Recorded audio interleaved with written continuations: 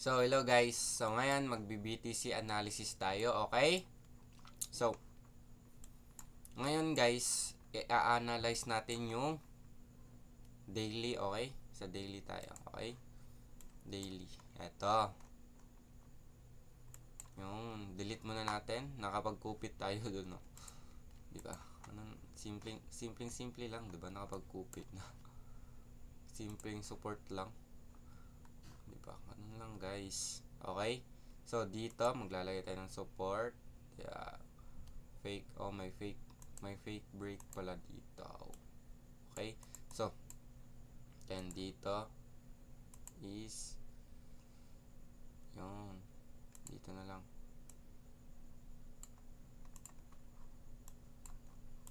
Another series of support. Okay? And then dito is resistance. Okay? So, okay. As confirmation.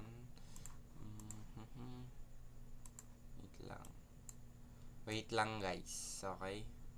Explain ko sa inyo kung pagkatapos nitong drawings ko. Okay? So, ayun guys. Okay? Sa nakikita nyo sa market, di ba? Dito. So, pumunta dito, nag-create siya ng resistance and then retest siya dito, and then tumaas, na break niya, okay? And then nag-retest and then tumaas, and then retest and then tumaas, di ba? So, guys, there's a big probability na pumunta yan dito and then mag-bounce, okay? Mag-bounce, okay? Ganun lang guys. May possibility na ganyan yan, okay? Mataas yung probability, yes, na magganyan yan, okay? So, dito is, yeah, ganun na nga, di ba? Magganyan ulit, paging, ganyan, bounce ulit dyan, and then, boom, baba, and then taas ulit, di ba? Ganun, guys. May big possibility na abutin nyo yung 50k at 40k, okay? 40k at 50k, may possibility na abutin niya ulit yan, di ba? Okay? So, paano ko nasabi na mangyayari ulit na magre-retest yan dito? Okay, magre-retest yan dito and then taas na. Kasi kitang-kita naman sa past market structure, di ba? Na break niya. Na break niya and then retest. And then nag-test ulit and then nag-failed to break and then boom, retest ulit dito and then boom, tumaas na, di ba? So, may malaking possibility na mangyari ulit yan sa market natin, okay? Bababa ulit yan dito and then tataas, okay? Or mag-fake out man yan hanggang dito, oh. Yan yung purpose ng line natin, okay? Kung mag-fake out siya hanggang dito lang, okay? Kung ma-break na naman yan, and then magre-retest yan, and then bababa na talaga yan, okay? Ganun lang guys. Okay? So, move tayo sa 1 hour tayo, 1 hour. Okay? So, remove natin yung lines, okay? So, iti-trade natin yung retest nya guys, okay? So, lagay tayo nyan, lines, okay? Lalagay tayo ng lines.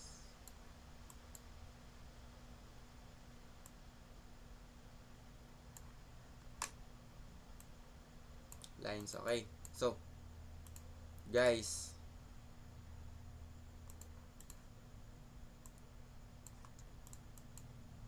if ever na, okay, wait lang ha.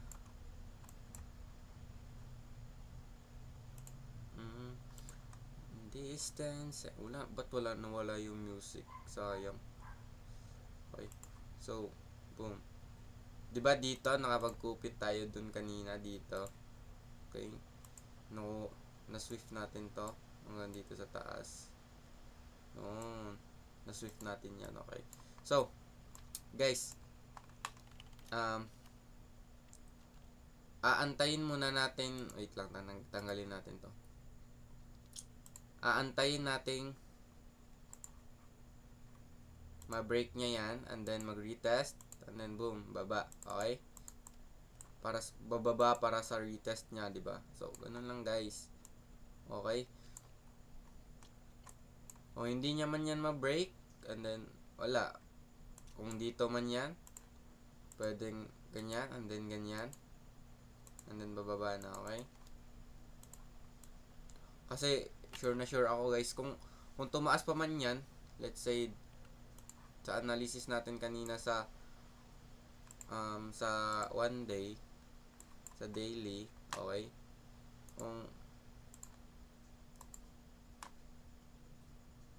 Kung tumaas pa man yan, wait lang, kung tumaas pa man yan dito, it's a big possibility na pupunta ulit yan dito, and then boom, ganun na, okay? Ganun lang kasimple guys. Walang indicators na ginagamit, hindi tayo nabuang sa kaka-analyze, and then kakaintindi ng anong tawag dito, ng indicators natin. Okay? So, ganun lang guys, simplihan nyo lang yung pag-trade, and then yeah, magkaka-profit kayo, okay? Depende din yan sa risk and reward nyo, okay? Or sa risk management nyo guys. Okay, ganun lang. Bye-bye!